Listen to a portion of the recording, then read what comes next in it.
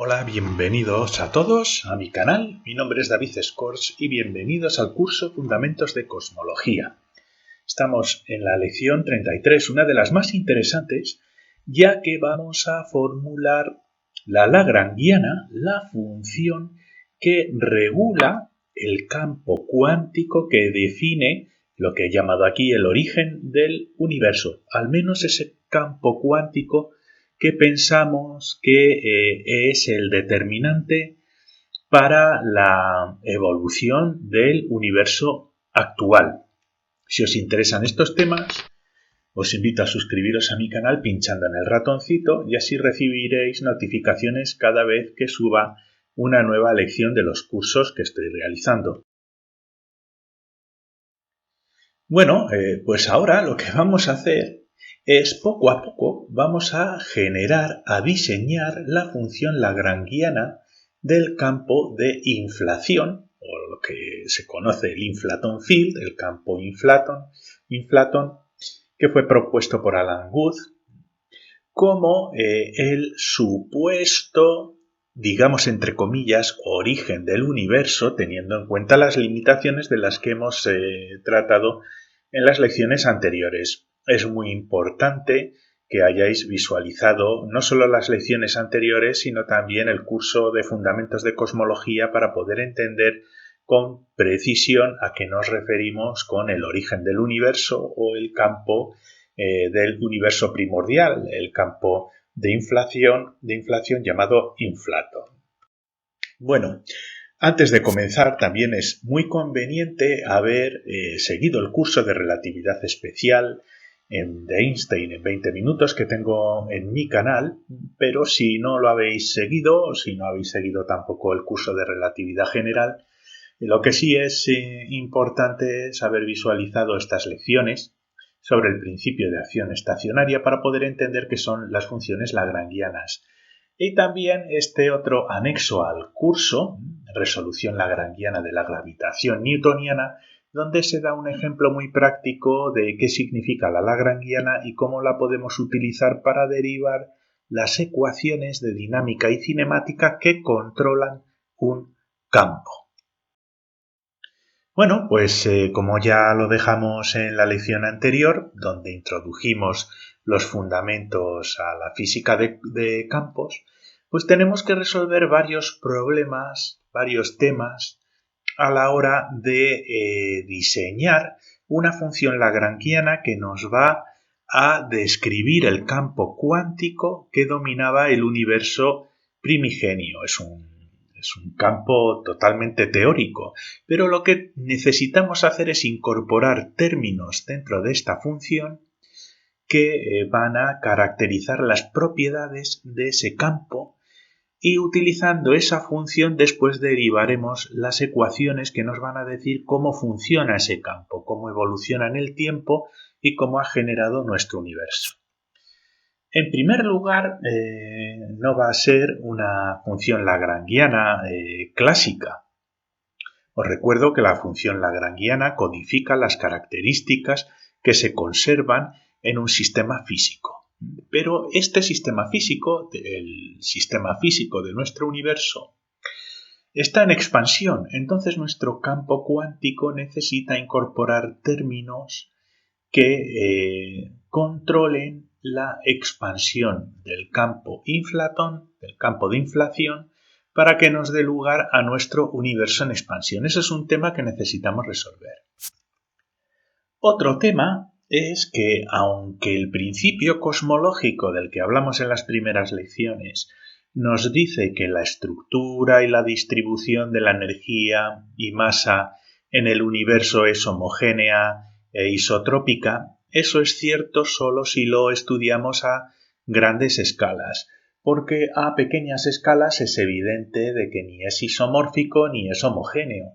Tenemos distribución de cúmulos, de galaxias, se nos han formado estrellas, tenemos agujeros negros, tenemos un fondo de radiación microondas que, aunque es muy constante, no es exactamente homogéneo, sino que tiene pequeñas heterogeneidades. Entonces necesitamos introducir dentro de las propiedades y características de nuestro campo cuántico de inflación del origen del universo, necesitamos introducir pequeñas heterogeneidades en nuestro campo. Eso va a ser un campo de energía, tal y como hemos hablado en las lecciones anteriores, pero esa energía no tiene que ser heterogénea, tiene que haber pequeñas heterogeneidades, pequeñas diferencias en densidades que van a cambiar tanto en el tiempo como en el espacio.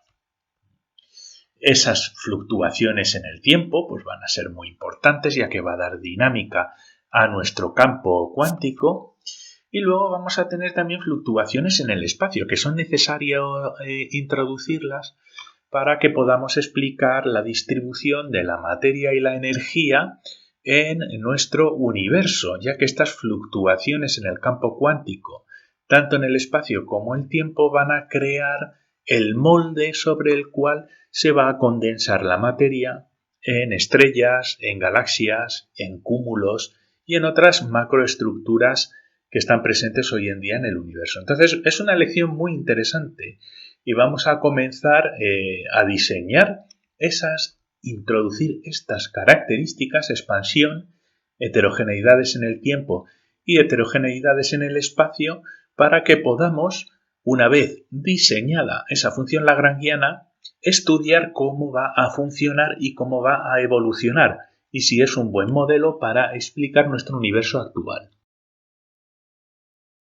Pues esto, como ya lo comentamos en la lección anterior, necesitamos resolverlo generando una función lagrangiana que nos codifique las características de nuestro campo cuántico y que nos defina cuál es la manera más optimizada de ir desde un estado A a un estado B, ya sea en el tiempo o en el espacio, utilizando una función que nos va a codificar características que se conservan en nuestro sistema físico, en nuestro campo, es decir, energías o densidades de energía o heterogeneidades. Y de esa manera vamos a ir construyendo esta función lagrangiana, incorporando las características que buscamos para que en nuestro campo, para que nos explique la dinámica del universo. Como sabéis de la lección anterior y de otras lecciones, esto en la teoría es que se construye un principio de acción estacionaria donde se integra esta función en el espacio y en el tiempo y después se tiene que derivar e igualar a cero para encontrar cuál es la expresión optimizada para ir desde un punto a otro. Y haciendo ese proceso aplicando la ecuación de Euler-Lagrange o Euler-Lagrange, obtenemos las ecuaciones que nos van a definir la dinámica y la cinemática. Pero para que no os liéis, simplemente lo que tenemos que hacer en esta lección es generar una ecuación que nos va a codificar los elementos más importantes y conservados de un campo para que nos expliquen la formación del universo. Lo vais a ir entendiendo poco a poco. El universo en expansión, como ya vimos en lecciones anteriores, implica que desde un punto pequeñito, que no necesariamente es una singularidad en el espacio, va creciendo con el tiempo. ¿Por qué? Porque las coordenadas de nuestro universo, aquí solo pongo la coordenada radial, el radio del universo, están modificadas por el factor de escala A. Os aconsejo muy fuertemente haber visualizado las lecciones anteriores del curso para saber qué es el factor de escala. Pero básicamente el factor de escala es una función que va creciendo con el tiempo y proporciona dimensiones a las coordenadas espaciales. Como va creciendo con el tiempo, va multiplicando las coordenadas espaciales y se nos va generando espacio. Entonces, nuestra función lagrangiana necesita incorporar esta característica del universo en expansión. ¿Y cómo lo hacemos? Bueno, esta es la métrica de un universo en expansión. Esta es la distancia cuadrática entre dos puntos de nuestro espacio. Si no sabéis de lo que hablo, os aconsejo muy fuertemente haber visualizado las lecciones anteriores de este curso y también os vendría muy bien el curso de relatividad especial y general de Einstein que tengo en mi canal. Pero básicamente estas son las distancias cuadráticas. Es igual a esta expresión, que es una suma de las coordenadas cuadráticas, de diferenciales de las coordenadas cuadráticas, y fijaos que nuestras coordenadas x, y y z en esta métrica están multiplicadas, como están al cuadrado, están multiplicadas por el factor de escala al cuadrado. Y esto lo que hace es que vaya creciendo las distancias entre las coordenadas x, y y z, se va generando espacio porque va creciendo el factor de escala, se va expandiendo el universo. Van creciendo las distancias en las coordenadas espaciales. Y esto implica, aquí tenemos nuestro factor de escala, esto implica que realmente para poder trabajar en nuestra lagrangiana, en vez de utilizar las coordenadas normales y corrientes de x, de y y de z, necesitamos multiplicar las coordenadas por su correspondiente factor de escala, porque este factor de escala es el que va a introducir la expansión del universo en las coordenadas del espacio de nuestro universo, para que nuestro campo de inflación también crezca con el tiempo.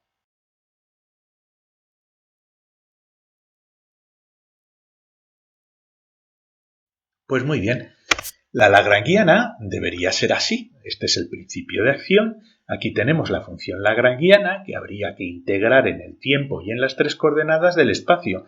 Pero como estamos hablando de un universo en expansión, tenemos que multiplicar las coordenadas del espacio por el factor de escala. Aquí tenemos un factor de escala, otro y otro factor de escala. Y si rearreglamos esta expresión, veremos que nuestra función lagrangiana necesita ser multiplicada por a al cubo por el factor de escala al cubo y después integrarla como una integral normal y corriente por las coordenadas del espacio. Pero ya veis que de esta manera incorporamos en nuestra futura función que nos describe nuestro campo cuántico de inflación, necesitamos incorporar el factor de escala al cubo para que se expanda con el tiempo. Esto es lo primero que necesitamos introducir. ¿Vale? Como vimos en la lección anterior, podemos incluir dentro de nuestra función lagrangiana una especie de energía cinética del campo, que es básicamente, como veis aquí, la derivada del factor, la derivada del campo en el tiempo al cuadrado, que es como una velocidad. Esto es una velocidad, pero en vez de ser una derivada en el tiempo de una coordenada espacial, como x, y o z, es una derivada en el tiempo del propio campo, porque estamos trabajando en el contexto de la teoría de campos. Si no sabéis de lo que hablo, os animo a ver la lección anterior. Y esto es básicamente, sin la masa, sin introducir la masa, esto es básicamente una velocidad al cuadrado dividido entre 2. Es como si fuera la energía cinética asociada al campo. Entonces, nuestra lagrangiana necesita incorporar este tipo de energía cinética en nuestra función. Pero vamos a ver un poquito el significado que tiene realmente introducir este término en nuestra función lagrangiana. ¿Qué representa este término? Pues bueno, este término lo podemos desarrollar un poquito así. Estoy utilizando el punto aquí arriba, utilizando la notación de Newton, pero realmente lo que implica este punto es la derivada del campo con respecto al tiempo al cuadrado. Es decir, cómo cambia el campo a lo largo del tiempo al cuadrado, cómo fluctúa el campo en el tiempo al cuadrado. Y esto es representativo más o menos del movimiento de ese campo, como si fuera una partícula, ¿no? En vez de la diferencial de x con respecto al tiempo, que sería la velocidad en el eje x, en la coordenada x, esto sería la velocidad en la coordenada de campo, en nuestro campo, como si fuera una velocidad al cuadrado de nuestro campo. Bien. Vamos a seguir trabajando esta expresión. Esta es otra manera, y así aprovecho a introducir las diferentes notaciones de las derivadas que van a ser muy útiles en teoría de campos. Esto de aquí es básicamente lo mismo que poner un símbolo de derivada con un tiempo aquí abajo. Esto implica que es la derivada del campo con respecto al tiempo y así nos ahorramos poner este diferencial de tiempo en el denominador. Como veis, es una notación muy interesante, que es básicamente como notaciones de este estilo. Esto y esto son lo mismo, pero son maneras simplificadas de expresar derivadas en el tiempo. Pero yo he preferido ponerlo así para que veáis que esto es al cuadrado, porque vamos a pasar a la notación tensorial de Einstein. ¿Vale?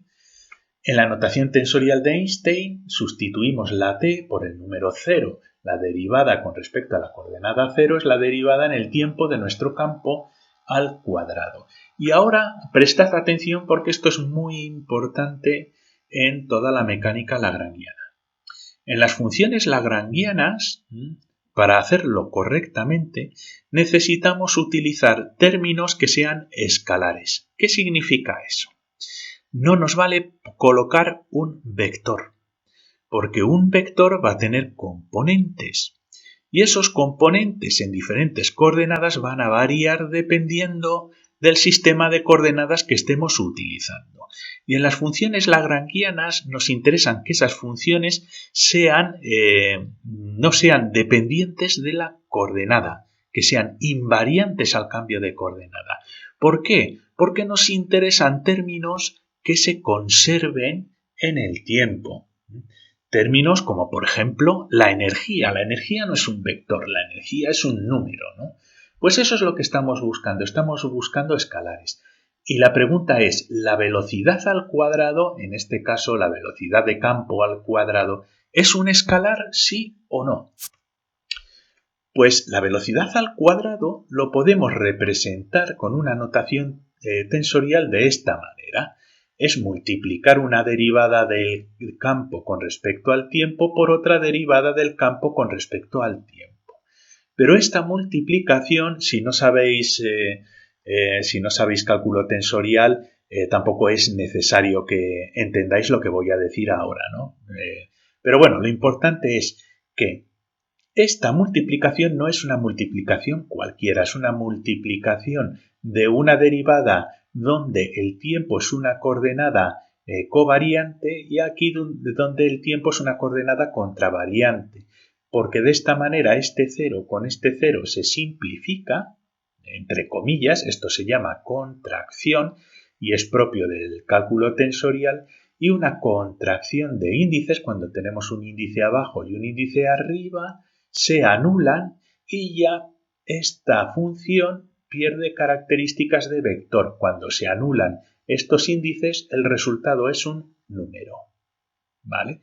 Esto os lo pongo para aquellos de vosotros que sepáis que es el cálculo tensorial. Para aquellos de vosotros que no sepáis lo que es el cálculo tensorial, más o menos como una regla a recordar es que las cantidades cuadráticas de las funciones suelen ser números. Es como, por ejemplo, el cuadrado del tamaño de un vector. Es un número, es un escalar y no va a cambiar con los cambios de coordenadas, ¿vale? Esto es importante que lo veáis. Cuando veáis en las fórmulas lagrangianas términos como estos, veréis que los índices se contraen de esta manera, porque necesitamos incorporar términos que sean números, que sean escalares, que no sean ni vectores ni tensores. Pues este término de aquí al cuadrado lo que nos está indicando es cómo cambia, cómo fluctúa el campo en el tiempo. Como veis, aquí representamos más o menos, digamos, las particulitas de nuestro campo con su densidad de energía y vemos que con el tiempo pues van cambiando, se van haciendo más pequeñitas, más brillantes y acaban desapareciendo. Y de esta manera estamos introduciendo una dinámica potencial a nuestro campo. Y por eso nuestra lagrangiana tiene un término de velocidad al cuadrado. Porque la velocidad al cuadrado es un escalar, pero nos está codificando las fluctuaciones de nuestro campo con el tiempo. Las fluctuaciones en el tiempo están codificadas en la parte de la energía cinética de nuestra lagrangiana. ¿Vale? y está formulada como invariantes, como escalares, como números, ¿vale? Por eso utilizamos velocidades al cuadrado, si lo preferís, porque sabéis cálculo tensorial, contracciones entre índices covariantes con contravariantes.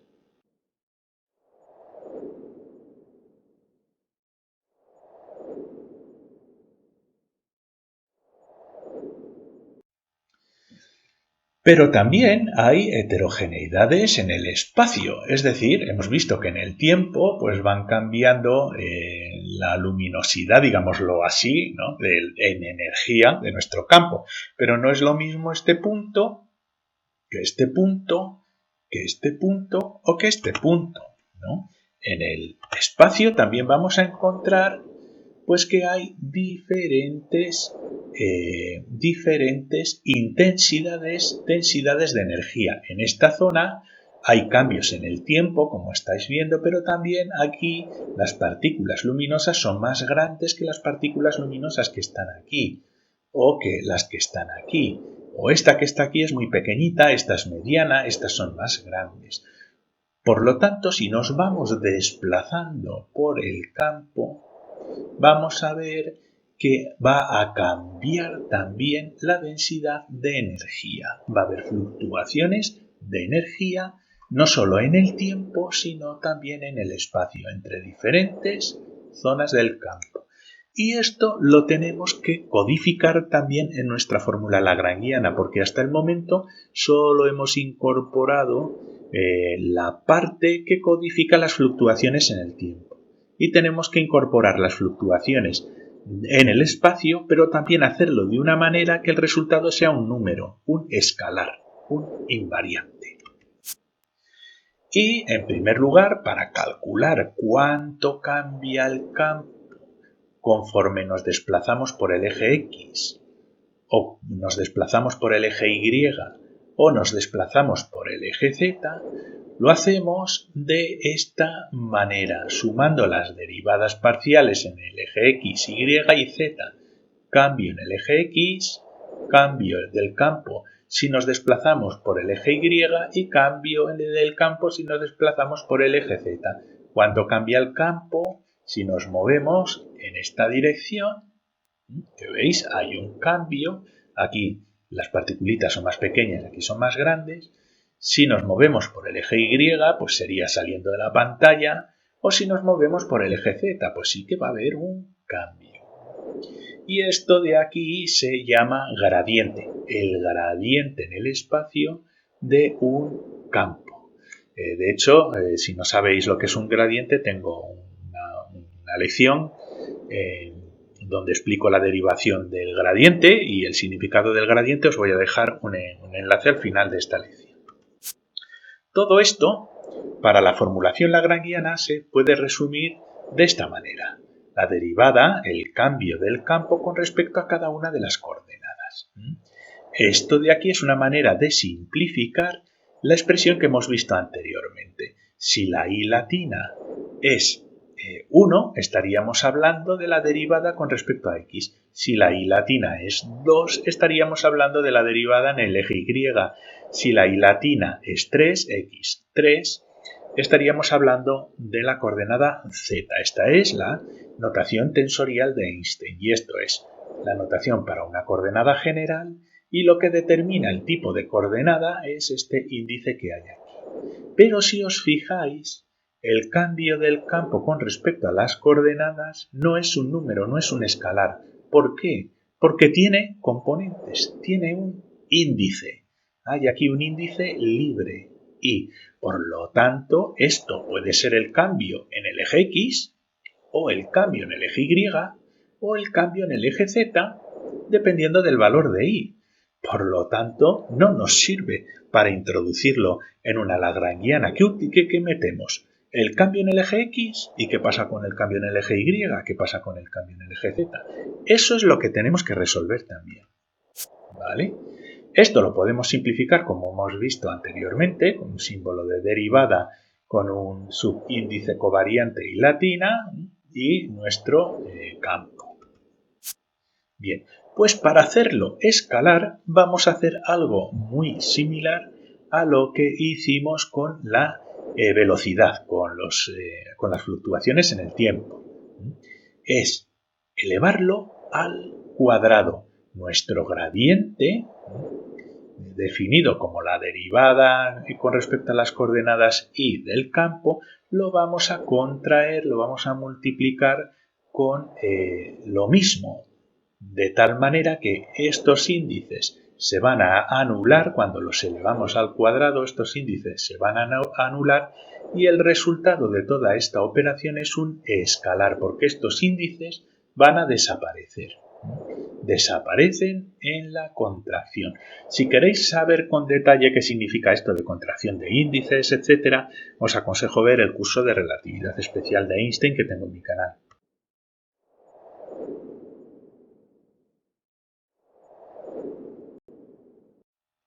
Así que necesitamos incorporar estas heterogeneidades también. Y lo hacemos pues de esta manera. Ya vamos construyendo nuestra lagrangiana. Esto de aquí es una manera resumida de decir que tenemos que integrar en las 4 coordenadas, ¿no?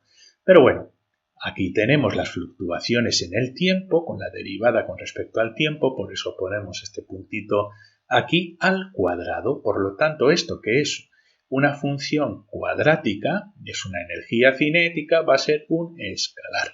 Se va a conservar. Y aquí estamos incorporando los cambios, las fluctuaciones, pero ahora en el espacio, y por eso tenemos estos índices y latina. Pero también es una expresión cuadrática, es similar a esta, pero en vez de derivar en el tiempo, estamos derivando en cada una de las coordenadas. Y lo multiplicamos uno con el otro.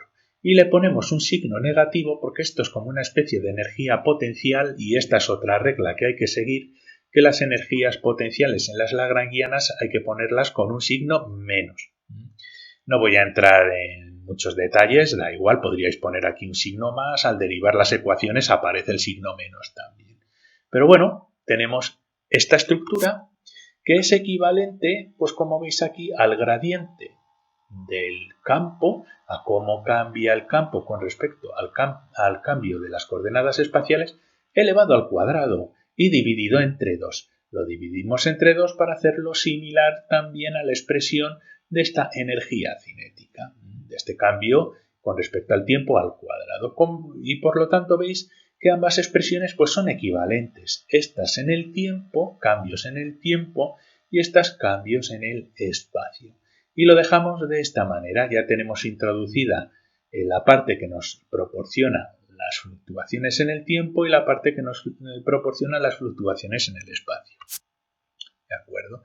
Y si utilizamos esta lagrangiana, muy probablemente al aplicar las ecuaciones de Euler-Lagrange, al resolverla, nos va a proporcionar un campo cuántico que va cambiando en el espacio, ¿de acuerdo? Que va cambiando en el tiempo, que va cambiando en el espacio y que además nos va a proporcionar todo el universo en expansión debido a que está creciendo por el factor de escala que tenemos aquí.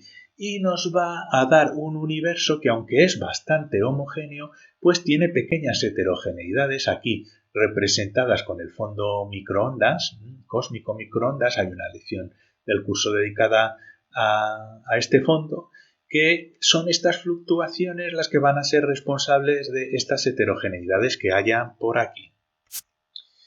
Y además, todas estas heterogeneidades, la idea es que si ajustamos bien los parámetros, podemos obtener las macroestructuras a nivel del universo de cúmulos y galaxias que se distribuyen en esta distribución que se llama una distribución de tipo cóstica, ¿no?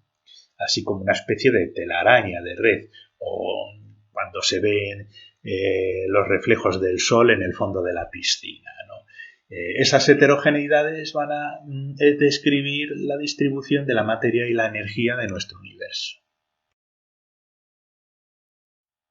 Y finalmente, bueno, esto es un añadido que se hizo. Cuando trabajamos en campo necesitamos incorporar muchas veces un término de energía potencial clásica. Entonces, Lo que hizo Alan Guth fue también incorporar aquí un término de una función de densidad de energía que va a ser dependiente de las propias, del propio campo cuántico representado como coordenadas, como ya vimos en la lección anterior. Va a ser una función dependiente del campo y va a ser una función de densidad de energía, ¿vale? Todo esto es densidad de energía también, cinética, una especie de energía potencial, más bien de gradiente de energía, y esta es la expresión clásica de energía potencial asociada a cualquier campo con el que trabajemos. Y como no sabemos lo que es, pues simplemente le colocamos aquí una función general U dependiente del propio campo. Y esta, señoras y señores, es la lagrangiana que nos define el campo cuántico del origen del universo. Esa es la lagrangiana, y la lagrangiana nos queda, quitando las integrales y tal, al cubo, la parte que nos describe las fluctuaciones en el tiempo, que es el equivalente a la energía cinética, la parte que nos incluye esas fluctuaciones en el espacio, que es esta especie de energía de gradiente, y después una energía de densidad, de potencial, ¿vale? Potencial de energía asociado al campo. Y esta es la función que vamos a utilizar para averiguar cómo se generó nuestro universo a partir de este campo cuántico. Y como veis, esta lagrangiana es isomórfica a la lagrangiana de una partícula. Es decir, si fuéramos a describir el movimiento de una partícula de manera general, pues obtendríamos una lagrangiana similar a esta, quitando esta parte de expansión. En vez de una derivada en el tiempo del campo, pues sería una derivada en el tiempo de la coordenada X, por ejemplo, o de la coordenada Y. Tendríamos un gradiente de coordenadas también y una energía potencial muy similar a, por ejemplo, a la lagrangiana de energía gravitatoria, por ejemplo, o de cualquier movimiento de una partícula en un campo eléctrico, una cosa así. Y es importante tenerlo en cuenta. Aunque estemos estudiando un campo cuántico, se va a comportar aproximadamente como si fuera una partícula que se va a mover con una energía y que va a circular a lo largo de un gradiente y va a estar sometido a una energía potencial como pues, un campo eléctrico o algún campo gravitatorio. Una cosa así. Por eso la lagrangiana del campo de inflación, del campo inflatón, es isomórfica a la lagrangiana de una partícula. Como conclusiones, para no cansaros demasiado, pues esto es un campo predictivo, es un campo teórico que está pensado para predecir la estructura del universo tal y como lo conocemos. Y para ello pues hemos tenido que introducir fluctuaciones del tiempo y del espacio porque pensamos que al introducir estas fluctuaciones deberíamos obtener un universo pues tal y como lo conocemos ahora.